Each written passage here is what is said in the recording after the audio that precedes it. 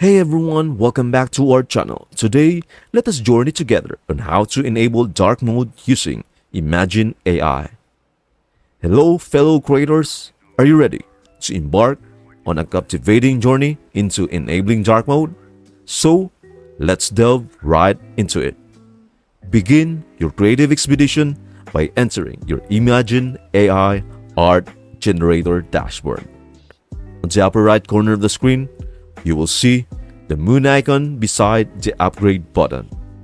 Please click on it and you will see that the appearance of the website is now black.